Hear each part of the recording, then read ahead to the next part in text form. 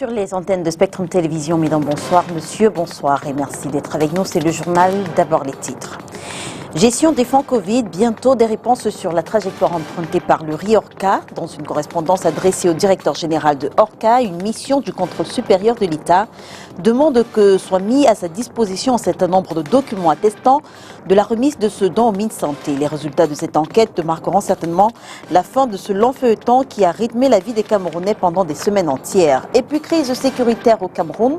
Maurice Kamto et le MRC exigent que des enquêtes libres et indépendantes soient menées afin d'établir les responsabilités des uns et des autres après les tueries de ces derniers jours. C'est la principale information à retenir du communiqué rendu public ce jour par le président du MRC. Le 20h vous donne les détails de cette autre sortie de l'opposant camerounais. Voilà pour les titres. Mesdames, bonsoir, monsieur, bonsoir et merci d'être avec nous 20h sur les antennes de Spectrum Télévision, c'est le journal. Décentralisation et conseils régionaux, c'est demain 14 janvier que le président du conseil régional est censé prêter serment. Quant à l'installation de l'exécutif régional, elle est prévue le 22 janvier prochain. Pour l'heure, je vous propose d'aller à Yaoundé, retrouver Olivier Bouzeke pour revivre la cérémonie marquant l'entrée du président du conseil régional du centre, Timi Evuna, puisqu'il s'agit de lui à prêter serment ce mardi 13 janvier 2021. Pour la toute première fois dans l'histoire politique du Cameroun, la Cour d'appel du centre reçoit le serment d'un président du conseil régional.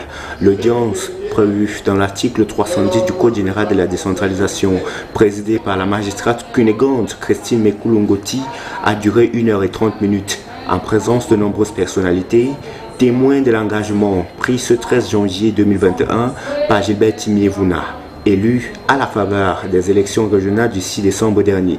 Un des préalables à l'entrée en fonction, il faut prêter serment.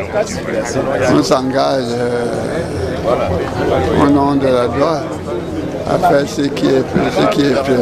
Selon le procureur général par la Cour d'appel du centre, Jean-Fils Ntamak, les missions qui attendent l'ancien délégué du gouvernement auprès de la communauté urbaine de Yaoundé sont bien plus importantes. Tenez par exemple, en tant que président du conseil régional, il est consulté et tenu informé de tous les projets de la région. Il ordonne les dépenses et les recettes de la région. Il est l'une des autorités et en qualité pour saisir le conseil constitutionnel lorsque les intérêts de la région sont en cause. En clair, il est au centre de la gestion des affaires de la région.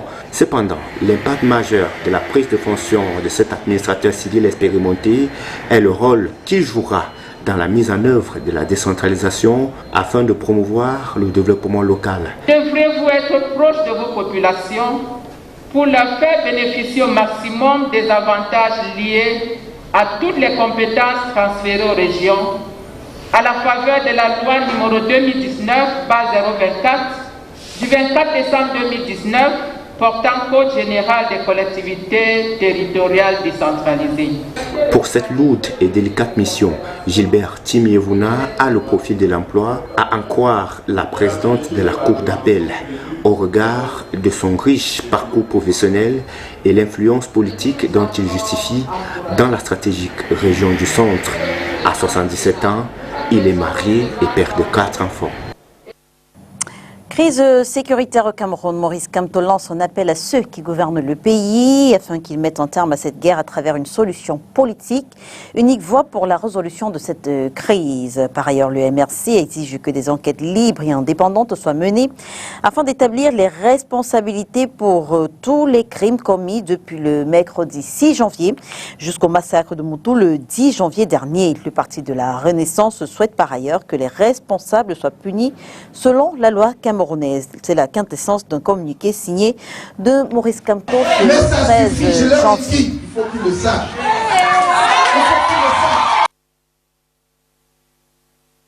L'entrée nord du port autonome de Douala à Bonabéry, retrocédée à la mairie de la ville ce 13 janvier 2021. La réalisation de ce chantier rentre dans le projet de modernisation des infrastructures et superstructures du PAD. Inès Pangan.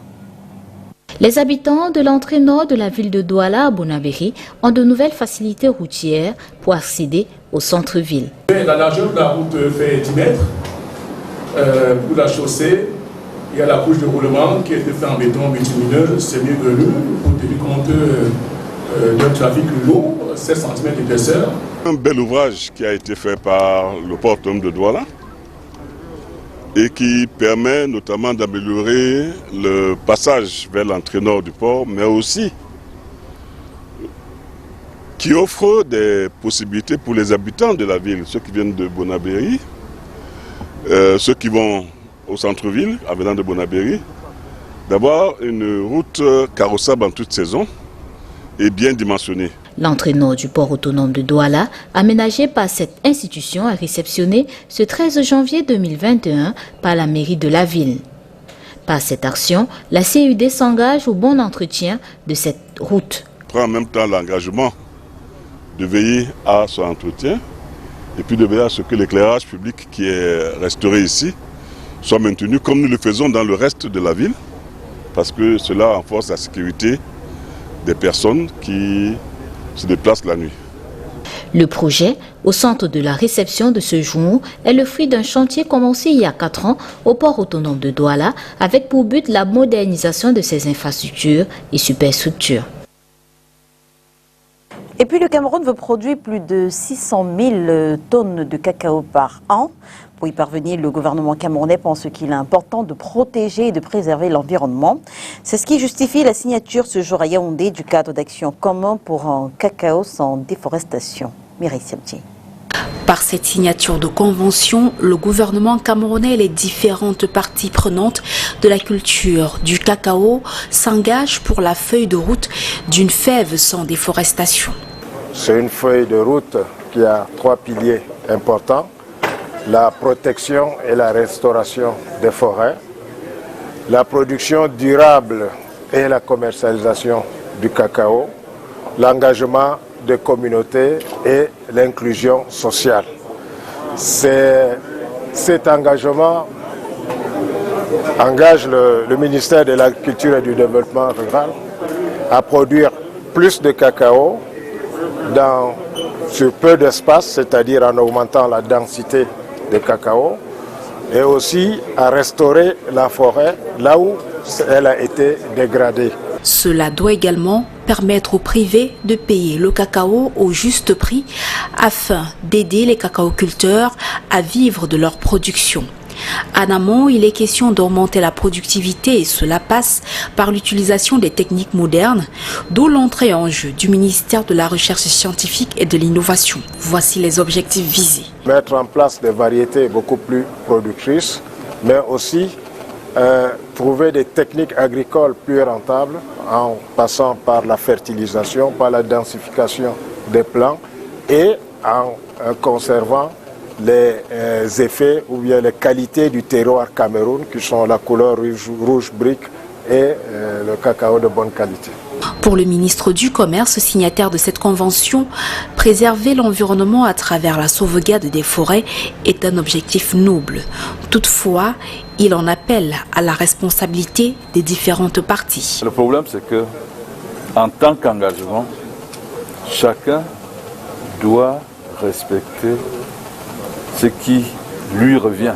En d'autres termes, au producteur, on lui demande de veiller à ne pas détruire la forêt.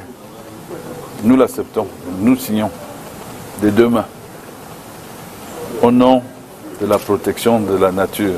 Mais en même temps, il ne faudrait pas que ce soit un contrat à sens unique. C'est-à-dire qu'on demande au producteur, lui il est en amont, donc c'est lui qui commence. Produire dans des conditions précises. Mais au bout de la chaîne, il y a le marché, il y a les acteurs. Rappelons que l'ambition du Cameroun est celle de pouvoir produire 640 000 tonnes de cacao par an. Lutte contre la Covid-19 au Cameroun, le ministère de l'Éducation de base s'organise pour protéger les enfants. Une cérémonie de réception de dons a été organisée ce jour à Yaoundé, cérémonie présidée par le ministre Laurent Seijito-Dingwa, que je vous propose d'écouter. C'est en fait une cérémonie pour que l'opinion publique nationale et internationale soit informée que la lutte contre la Covid-19, telle que le chef de l'État la prône, la mène depuis l'apparition de cette pandémie est une réalité chez nous et qu'en aucun jour le gouvernement n'a jamais dormi sur ses lauriers. Parfois, devant les résultats flatteurs que nous avons eus il y a quelque temps pour se soucier du fait que nous devons protéger nos enfants, nous devons protéger les Camerounais dans leur ensemble de cette pandémie.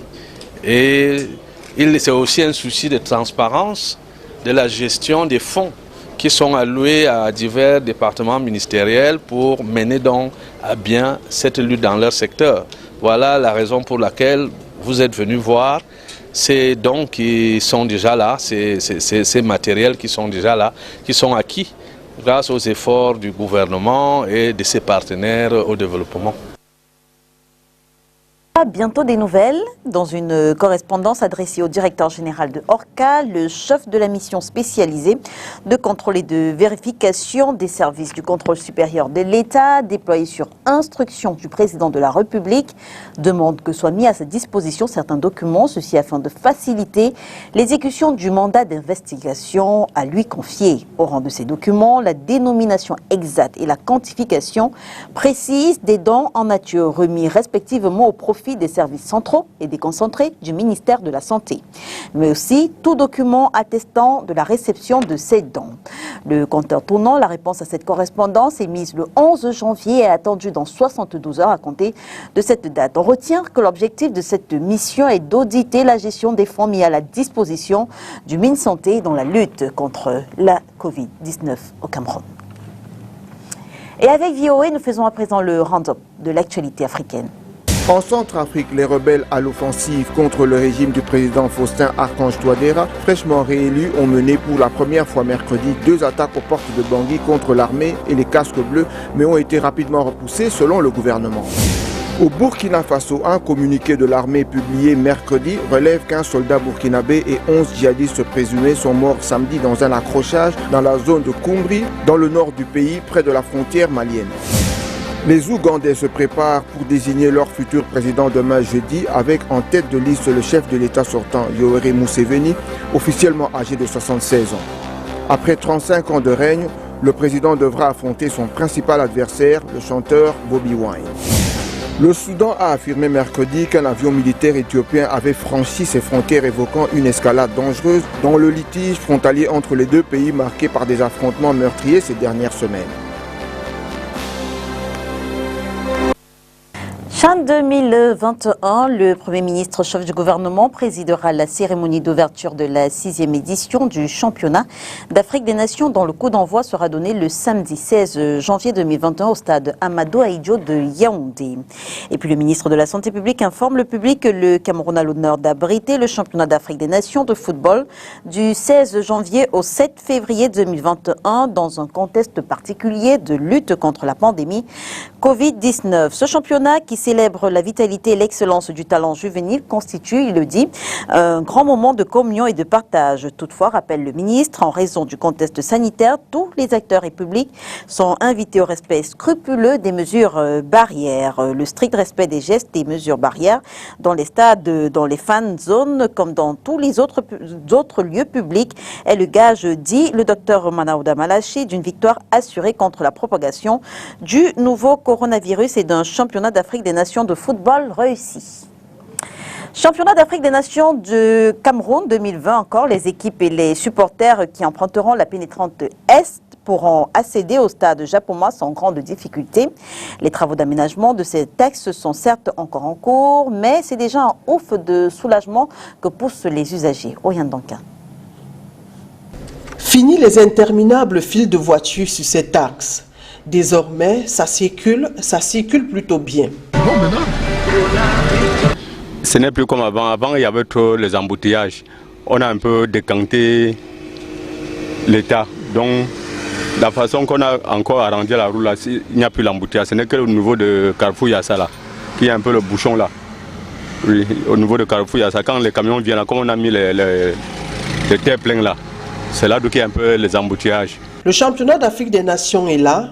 Équipes et supporters qui emprunteront la pénétrante Est pourront accéder au stade de Japoma sans difficulté. Non, il n'y aura pas l'embouteillage parce que tu vois le côté ce qu'on est en train de passer, on évite qu'il soit l'embouteillage. S'il y a les embouteillages là-bas, les camions, ça va circuler sans problème.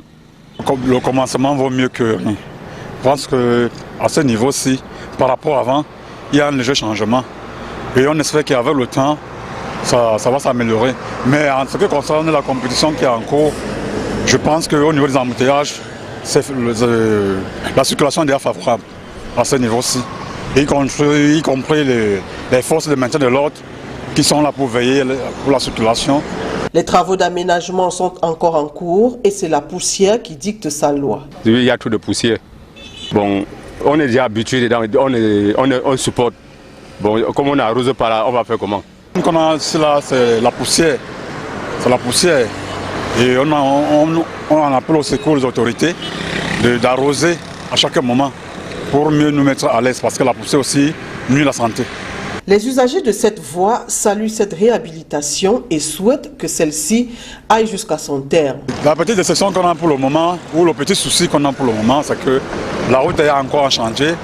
Bon, nous espérons que la route sera achevée comme il a été prévu. Mais pour le moment, le mécontentement est encore là parce que c'est inachevé.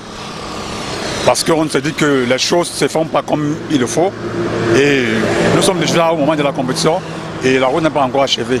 À la fin de ces travaux, cet axe de la pénétrante Est sera une route à 6 voies.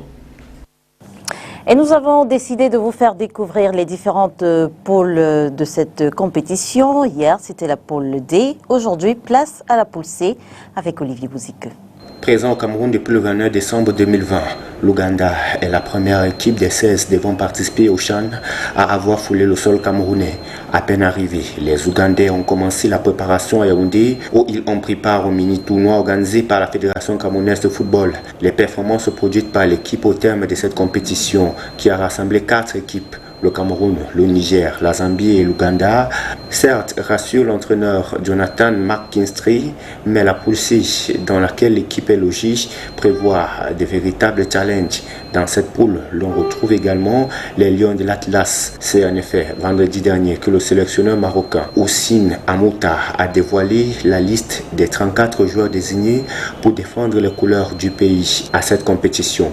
Les tenants du titre compte s'appuie sur une ossature assez proche de la formation qui avait écrasé le CHAN 2018 disputé sur ces terres royales avec un dispositif offensif très productif conduit par un certain Ayoub El Kabi. Le Maroc devra défier un autre calibre de ce CHAN, le Rwanda, qui prépare la compétition depuis des mois. L'objectif des Awavoubi sera d'atteindre les quarts de finale. La meilleure performance des Rwandais au CHAN reste une place des quarts de finale en 2016 à domicile. Lors des éditions 2011 et 2018, ils ont été éliminés au premier tour. L'entraîneur Sir Machami atteindra-t-il ses objectifs? Surtout qu'à côté, un autre poids lourd l'attend, le Togo. Malgré la défaite 1-0 concédée en match de préparation samedi dernier contre les Écureuils à Prime, le coach Paul Abalo est confiant et envisage sortir le grand juge au CHAN pour donner satisfaction au public togolais. Le Togo disputera son premier match le 18 janvier prochain contre le Maroc. Et les tickets d'accès au stade sont déjà disponibles. Ce matin, nos équipes se sont rendues dans quelques points de vente de la ville de Douala. Suivez plutôt ce reportage de Makedali Dinochom. Délégation régionale des sports et de l'éducation physique du littoral à Douala. En cette matinée du 13 janvier, les fans de football arrivent chacun à son tour pour acheter les tickets d'entrée au stade depuis qu'ils sont disponibles. Pour eux, il faut absolument vivre le championnat d'Afrique des Nations de football dans les gradins. Selon les informations, on dit que le stade de Japoma, c'est le plus beau stade d'Afrique et c'est la meilleure pelouse du monde. J'ai envie de découvrir aussi. Si chez nous il y a un truc pareil, il faut aussi que je parte voir. Disons que la procédure n'est pas du tout compliquée. Donc j'ai décidé de venir à la délégation régionale ce matin pour acquérir mes tickets. Pour les matchs de lundi au stade de la Unification, Maroc, Togo et Rwanda, Ouganda, pour le moment, en attendant que les autres matchs suivent, des matchs du stade de la Unification précisément. Ici, à la délégation régionale des sports du littoral, l'on rassure sur la disponibilité des tickets d'entrée au stade depuis 24 heures au moins. C'est depuis hier déjà qu'on vend les tickets. Donc les tickets sont disponibles ici depuis hier. Et depuis hier déjà, même avant déjà, hier, il y avait déjà les appels. Est-ce que les tickets sont là? Donc depuis hier, vraiment, on n'a pas une minute. Comme vous avez pu le constater, on n'a pas une minute à nous. Ça entre, ça sort, ça entre, ça sort. Donc il y a vraiment affluence. Même scénario à Camerco, où les billets s'écoulent comme des petits pains, affirme-t-on ici. Oh, depuis hier, on a commencé à vendre les billets ici à Camerco depuis hier. Ouais. Et il faut dire que ça s'achète, ça s'achète. Et les gens achètent en grande quantité, il faut le dire. Il y a certains qui viennent, ils prennent 100 billets, 50 billets, et c'est comme ça. À Japoma, les billets commencent à 1500 jusqu'au billet de 50 000. Donc il y a les billets de 1500, 3000 francs, 20 000 francs, 40 000 et 50 000. À Bepanda, les billets commencent à 1000 francs jusqu'à 50 000 également. À la veille du coup d'envoi du championnat d'Afrique des Nations de football, la vente des tickets d'accès respectivement dans les stades Omnisport de Bepanda et de Japoma à Douala se poursuit. Et les joueurs appelés à défendre les couleurs nationales sont connus depuis lundi. Ils sont 23 sur la liste principale et 10 réservistes. Quel est le regard que les techniciens de football portent sur cette sélection des Lions indomptables à prime? Écoutez l'analyse de l'entraîneur Ernest Mabouka. C'est dans un reportage signé de Makedali Dinotom une fois encore. Parmi les joueurs retenus pour défendre les couleurs du Cameroun lors du championnat d'Afrique des Nations de football qui démarre ce samedi à domicile, figurent non seulement ceux qui n'ont pas débuté la préparation de ce tournoi, mais aussi plusieurs joueurs qui n'ont pas de compétition dans les jambes. Quand vous regardez bien l'équipe, vous allez voir 5 joueurs de Coton Sport qu'il a mis dedans. Ils ne sont pas mauvais. 4 joueurs de Star Arena. Je crois qu'il connaît le pourquoi il a mis 4 joueurs de Stade Arena, 4 joueurs de PGS d'Info et 2 joueurs de PDO de Bamenda, une équipe qui vient de gagner le championnat qui n'a que 2 joueurs. Je ne sais pas sur quel plan, mais je crois qu'il a ses raisons. Et vous allez voir un joueur de Colombe, Samilma, un joueur de Coton et de Canon, un joueur de Union de Douala, un joueur de UMS de Loum et un joueur de Ndonla. Aujourd'hui, nous avons un futur qui a 3 joueurs dans cette équipe. Donc pour moi, c'est un peu beaucoup de tâtonnage dans cette équipe. Pour cet entraîneur de football, le sélectionneur Martin Tungumpile dispose de très peu de temps pour mettre sur pied une équipe véritablement compétitive. Citant les noms des joueurs, vous voyez dans l'équipe, il a pris 8 défenseurs, 8 milieux de terrain. Dans les 2 matchs que j'ai vu jouer le Cameroun, il y a des défenseurs comme Banga, et Kamen Gombe et Andoulou qui ont joué, Serge Andoulou, et Mamadou aussi. Mais vous voyez que ces gars ne sont pas rassurants. D'abord, c'est une équipe qu'on a pu colmater des joueurs de gauche à droite. Il n'a pas pu travailler dès le début de la préparation jusqu'à aujourd'hui. Donc, je crois qu'il avait une semaine avant qu'on joue le match de samedi. Et nous sommes mercredi aujourd'hui. Il n'a que 2 jours pour galvaniser et avoir un groupe qui peut ne serait que représenter le Cameroun. Premier texte grandeur nature ce samedi, lors du match d'ouverture du CHAN qui oppose à Yaoundé le Cameroun au Zimbabwe. Yassa a interrogé les populations qui avouent ne pas connaître les joueurs qui auront à défendre les couleurs nationales. Cependant, ils disent ne souhaiter que le meilleur à ces joueurs inespangants. Chacun a une raison, valable ou pas, pour expliquer sa méconnaissance de la liste des joueurs qui porteront les couleurs du Cameroun au championnat d'Afrique des Nations 2020. Je sais bien qu'il y a les joueurs, ils sont nombreux, mais je ne peux pas définir le nombre de gens, des joueurs qui vont jouer. De deux, mais on ne peut pas dire telle personne, telle que nous on est en l'air, mais on ne peut pas définir. Mais là, si on est en train de dire qu'il y a d'autres qui sont déjà là, comment on va faire pour connaître? Non. Parce que je ne suis pas du tout au championnat camerounais. Je ne sais même pas si on a déjà sélectionné ou pas, parce que je n'ai pas encore compris ça. Non, je ne connais pas encore le nom des joueurs qu'on a sélectionnés à l'équipe. Parce que je ne suis pas trop près de la télévision en effet. Non, je ne suis pas fan de foot, vraiment. Même si la liste des 33 joueurs retenus par Martin Tungu-Pile est inconnue de ses habitants du quartier Yassa à Douala, il souhaite tout de même le meilleur des parcours au Lion à Prime qui ouvre la compétition ce 16 janvier 2021 par un match contre le Zimbabwe. Je ne sais pas encore, mais ce qui est sûr, c'est que le Cameroun doit faire l'effort d'arriver au but de la jeu, à laquelle ils ont organisé le championnat. Mais ce qui est sûr, le Cameroun va gagner. Non, le patriotisme nous donne d'être tout positif. Ils vont aller très loin. Très loin. Ils peuvent même remporter. Pourquoi pas? C'est dans notre nation. Un lion même blessé est encore plus rigide quand il est dans sa tanière. Donc je dirais, c'est bien possible, avec tous les efforts qu'on ménage pour pouvoir organiser ça, c'est bien possible même qu'on remporte. Il faut même qu'on remporte. Parce que c'est important pour l'avancement et pour notre croissance. Même comme il est dit qu'on est endetté là, c'est bien pour notre croissance. D'autres plus réalistes, au regard des performances précédentes et de la situation actuelle du football local, ne vendent pas cher la peau du lion camerounais. Chan, je ne crois pas ça aucun des joueurs, je ne maîtrise aucun joueur. Jusqu'à tout moment, on ne fait qu'ils n'ont pas une équipe type.